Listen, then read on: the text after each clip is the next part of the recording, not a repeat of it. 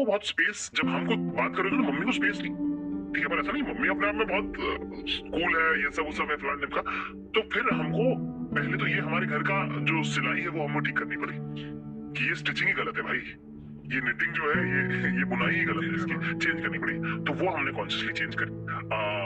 अब जो है हमारी मम्मी हमारे पापा जो है दोनों हमारे लिए बराबर है, और हमारी मम्मी का से हम सबसे पहले पूछते हैं, है ना, क्योंकि गिल्ट कॉन्शियस भी हमको ओवर द इयर्स का किया, मम्मी ने ठीक से ध्यान नहीं दिया, उनसे बात नहीं करी ठीक से, तो वो भी एक बात है। और दूसरा दो तीन चीजें जो हमने फिगर आउट करी कि हमको लगता था हमारी मम्मी ने बहुत काम किया था, हमको उन्हें आराम कराना है।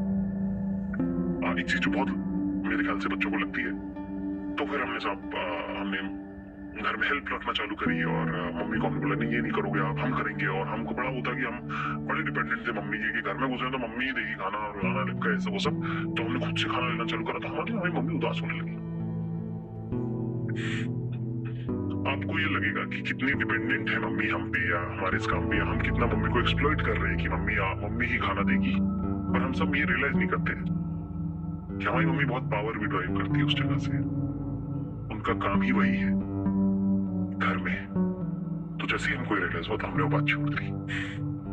तो हेल्प सब अपनी जगह पे, पर मैं रात को कभी भी जब भी आता हूँ तो मैं अपनी मम्मी को बोलता हूँ मम्मी खाना खिलाते हैं, ठीक है। तो मम्मी बड़ी रिस्पॉन्सिबिलिटी से उठती हैं कि अरे हाँ भाई, अब लड़का जो वो दूसरों से बात करती, हमारे लड़के तो भैया हमारे मैं नहीं दूं तो खाना नहीं खाते।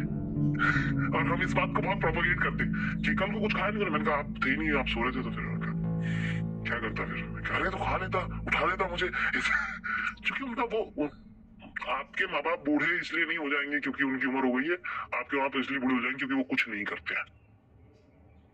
So it is very important for them to be engaged in what you're doing. Just involve them in your jing bang की अरे ये कर रहा, ये कर रहा, ये कर रहा, ये कर रहा। अभी हमने चाचा का शूट किया, तो अब क्योंकि घर में रहता हूँ तो घर भरा रहता है, ठीक है। मैं रहता हूँ तो घर एकदम खाली रहता है, तो वो बोर हो जाएंगे, वो तो इंदौर के रहे हुए हो, हमारे तो घर में ताला तक नहीं भाई साहब, हमारा दरवाजा खुला रहता है इंदौर का। मतलब मुझे पिछले 15 सालों में याद नहीं है कि मैं, मम्मी पापा और जीशान अरबाज हम 5 लोग घर में बैठे हैं, रात का 4 भी बज रहा है तो है, और 4-5 लोग एक्स्ट्रा घर में, और वो सब हमारे परिवार का हिस्सा है। और वो हमारे माँ बाप को जो लड़के, जीशान के 2 दोस्त होंगे, 2 अरबाज के होंगे, 2 मेरे होंगे, 2-4 घर वालों के, है ना, उनके जो प्रिय लोग होंगे, तो ऐसे 10-12 लोग, हम मिनिमम 12-15 लोग रहते ही रहते हैं रात को 2 बजे 3 बजे भी। उन लोगों का बम्बई में लेके फ्लैट में अपने टंगा दिया।